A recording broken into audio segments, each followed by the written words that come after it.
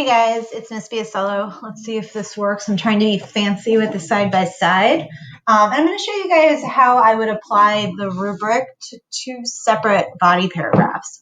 So I've included here the topic sentences, the evidence, which was part one of the amazing videos Miss Arcea Witzel made for you, and then the analysis and interpretation, which is part two. And we're going to start with this sample here. It says agriculture led to inequality. Oh, by the way, sorry. I would recommend having your history survival guides out and open to page 10. That would be helpful to you. Okay, so the topic sentence here. Agriculture led to inequality. Okay, it's okay. It's an argument, right? So I would say it's definitely not absent. I don't know if it reflects the content of the thesis statement. I'll find out later if it reflects the content of the essay itself, of the paragraph itself. It seems to take a debatable position. It doesn't explain how or why they support the thesis statement. Even without having the thesis statement there, I can see that there is no how or why. So we're going to have to see if it encompasses what the paragraph is about. Okay. Diamond explained how surplus led to hierarchy. We got a citation. This hierarchy benefited only the people on the top, not the people at the bottom.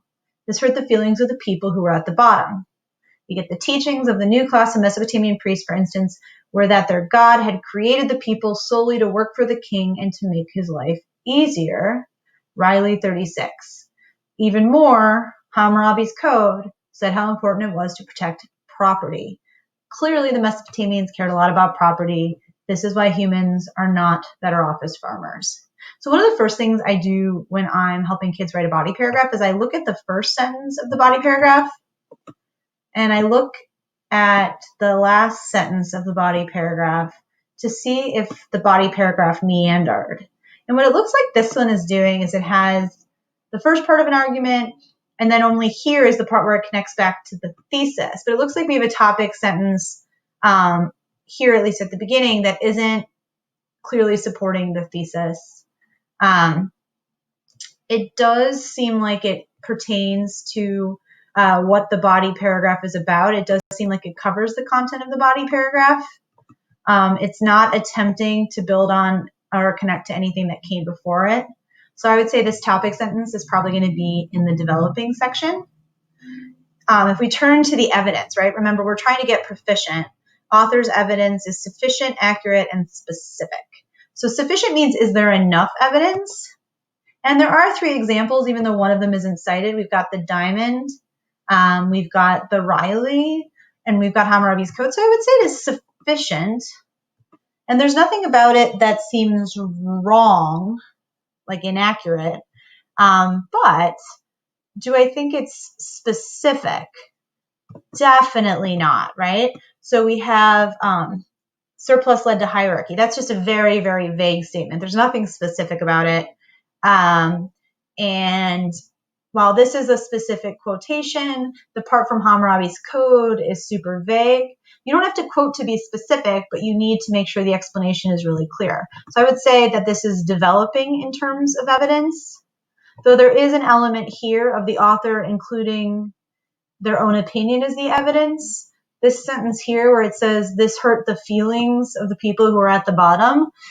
We don't know this to be true. So to just state it like that makes it sound like it's evidence, and it's not. It's this author's opinion. So I would say this person's evidence is, I think in some ways carelessly selected because it's not specific enough. It's definitely too vague. It does use it is varied, which is good. In this instance, because it's so unspecific, I'd say it's unpersuasive. So I would say overall, this is a developing body paragraph in terms of this second row. And then in terms of the third row, the analysis, I would say in some instances, we have an effort to introduce the evidence. In the case here, Diamond explained how surplus led to hierarchy, or Hammurabi's code said how much more important it was. So at least there's an effort. But this quotation is just plopped right in. There's no introduction. It comes out of nowhere, right? So in that instance, I would say that example isn't even in the developing category. I would say that there's no effort to build on or to connect to the previous piece of evidence, right? There's no transitions like Ms. Arasewitz's video showed you how to do, and like you would have seen in the chart that you did for homework. There is a concluding sentence, but I don't know that it's really synthesizing the evidence or doing any analysis because it's just kind of repeating the thesis, right? So I'm going to show you another body paragraph that I think does a much better job. And this one is agricultural. The agriculture and the subsequent accumulation of food surpluses led to the development of inequality and hierarchies that only reinforced the power of the elite in the first civilizations, right? So this is the topic sentence that Ms. Arce-Witzel used in her video. It's also the topic sentence that I put for you guys in the sample evidence work. In his book, Guns, Germs, and Steel, Jerry Diamond addresses the relationship between farming, a food surplus, and the development of hierarchy. He described that once a society developed a food surplus, they can store food to feed specialists, including the political elite, who can tax food production, right? So what we have here is we're icing. We have an introduction of the quotation. We have the actual evidence itself, the paraphrase.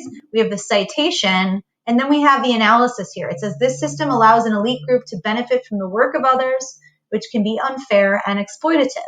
While some may argue that these practices allow that civilization to thrive, these arguments undervalue the importance of equality, right? So again, some more analysis. Similar to Diamond, right? So we're transitioning. Historian Kevin Riley describes in Cities and Civilizations the teachings of the new class of Mesopotamian priests, for instance, were that their God had created the people solely to work for the king and make his life easier. And again, we have the citations. Priests used religious teachings to further strengthen and solidify the king's power over his subjects. This was only possible because the development of agriculture allowed for specialization. Great, we have analysis. With the emergence of hierarchies, people like priests were tasked with helping the king hold on to his power. More specifically, so we're transitioning again, Hammurabi's code, one of the world's first law codes developed in the Babylonian Empire, worked to maintain hierarchy. Written by Babylonian king Hammurabi, it states, if a man has stolen property from a temple or a house, he shall be put to death. He who has received the stolen property from him shall also be put to death. The emphasis the code places on property shows how highly the Babylonians valued hierarchy and how little concern they had for those without property. Unlike hunter-gatherers, farming societies create strict hierarchies in which the elite benefit at the expense of everyone else. Right? So I look at this sentence and I compare it to the first sentence, and I can tell that this is a body paragraph that didn't meander. I can tell that it stayed focused. And all the evidence that was in here is relevant to that topic sentence. In fact, it's the same evidence that was in this one, but it's a lot more specific, right? So we're here in the first one, it says surplus led to hierarchy. Instead, we get the description of how surplus led to hierarchy here in a way that's going to be much more specific, right? So we're certainly having evidence that is specific. It's sufficient because there's 3 examples. It's accurate. It's varied. It's persuasive and clearly supports the sub-argument. Yeah, because it's specific. We have 2 quotations and 1 paraphrase, so we like that. There's no confusing argument and evidence, so that's good as well. And we're definitely seeing that the evidence is being introduced in a correct and effective fashion. Sources are being cited. We have analysis that's actually making connections. There's an acknowledgement of the point of view. This is tough, right? But when we see here what's going on written by Babylonian King Hammurabi, there's at least an effort to get a point of view.